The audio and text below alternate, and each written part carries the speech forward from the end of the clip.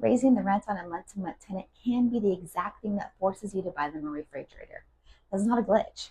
Under a new law called AB 628, a rent increase counts as a lease change, and any lease change on or after January 1, 2026 pulls that unit under the new stove and refrigerator requirement. I'm Chrissy Wade, broker and owner of Wellspring Property Management.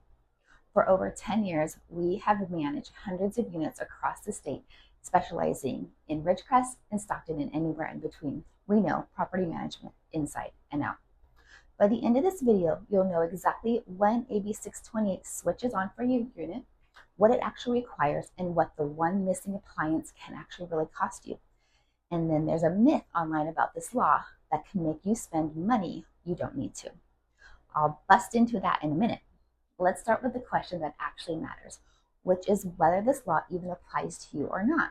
AB 628 does not flip on for every rental in California on January 1.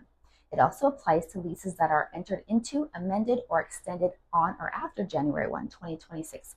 Listen to that again, because the word amended is where most landlords are going to get caught. If you have a tenant on an old fixed-term lease and you do not touch it, that lease is not automatically covered. But the moment you change the tenancy, you pull that unit under the law. Signing a new lease covers it. Renewing it covers it. And here's the one thing that surprises people. A rent increase, that covers it too. Because a rent increase is a change to the lease. So think about a month-to-month tenant you've had for years. That tenancy technically renews every month. The first time you raise the rent or you change the term in 2026, that unit is now under AB 628. Stove and refrigerator are included. You did not sign anything dramatic. You sent a routine notice and the law came with it. Now, keep one thing in the back of your mind. There is one appliance in this law that your tenant can never take off your hands, no matter what the two of you have agreed to in the past. I'll come back to that in a minute. So once a unit is covered, what do you actually owe the tenant? Two things. A stove in good working order that can safely generate heat for cooking, and a refrigerator in good working order that can safely store food. That's it. The law adds those two appliances to the same habitability list that already includes heat, hot water, and plumbing. Now, here's the myth I promise to bust. All over the internet, you'll see people say the stove and refrigerator have to have been purchased within the last 10 years or that you're on a 10-year replacement cycle. That's wrong. The 10-year rule was in the very first draft of the bill, and it got stripped out before the law passed. The final law says good working order. Nothing about age. Your appliances don't have to be new, and you are not on a replacement clock. They just have to work safely. If someone tells you to replace a perfectly good stove because it's 11 years old and they read some old blog but not the law, you don't have to do that. There's one exception to the age point. If your stove or refrigerator gets hit with a manufacturer or government recall, the clock starts ticking. You have 30 days from that notice of recall to repair or replace it. A recalled appliance counts as an unsafe appliance, so that 30-day deadline is real. Write it down. And I'll be honest with you, the appliance itself is not the expensive part of this law. The expensive part is what happens when you get the rest of it wrong. So hold that thought. Now, back to the appliance your tenant can never take off your hands. It's the stove. The law does not let a tenant bring their own refrigerator. The law does let a tenant bring their own refrigerator, but only under strict conditions. You both have to agree to it when the lease is signed. The lease has to include specific language the state wrote, and the tenant is the one responsible for keeping their own fridge running. But even that deal has a catch.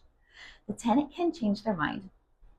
They can give you written notice that they no longer want to use their own refrigerator, and that starts a 30-day window for you to provide a new one. So a bring your own fridge agreement is never truly permanent. And the stove, there is no bring your own stove option at all. A tenant cannot provide their own stove to get you off the hook. On a lease that's covered, the stove is always the landlord's responsibility. We'll stop right there. That's the appliance you can never hand off to the tenant.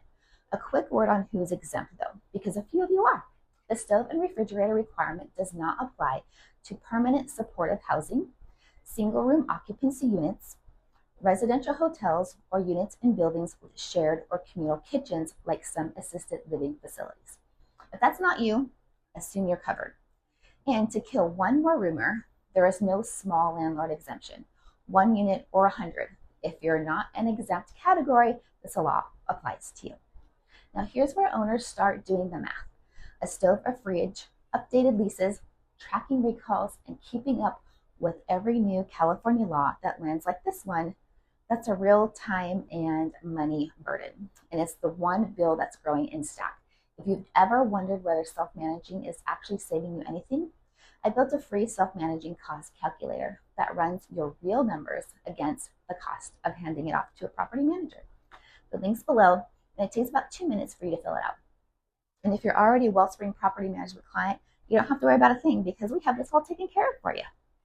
Now, the part I told you to hold on to earlier, the appliance is not the expensive part of this law.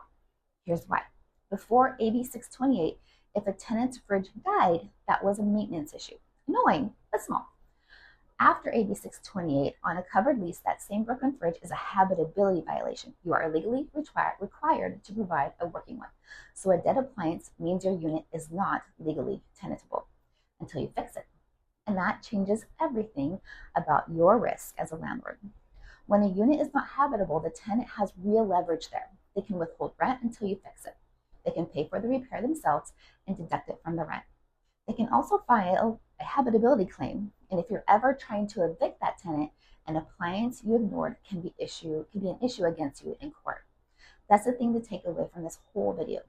AB 628 didn't just add an appliance to your unit, it turned a slow appliance repair into a fast legal problem. Let me put a number on it for you. Say your rent is $2,000 a month. A refrigerator dies on a covered lease, and instead of replacing it in a couple of days, you drag your feet for 6 weeks while you argue about whose problem it is. The tenant lawfully withholds rent that whole time. That's roughly $2,800 you can't collect over a fridge that might have cost you $800 to replace on day one. The appliance was never the expensive part. The delay was. An $800 part turned into a few thousand in lost rent and legal exposure. And that's the cheap version of that story. So here's the whole thing in one breath. AB 628 switches on when you sign, renew, or amend or raise rent on a lease in 2026 and forward. It requires a working stove and a working refrigerator. No age limit. Ignore the tenure myth. The tenant can bring their own fridge under strict written terms, but never their own stove. A recall gives you 30 days, and the real cost isn't in the appliance. It's the habitability claim that follows when you get it wrong. Before you go, here's what most California landlords miss about AB 628. The biggest cost is never the stove or the refrigerator. It's the lost rent and the legal exposure when a covered appliance breaks and you handle it wrong. Want to see what self-managing is really costing you? Mistakes and time included?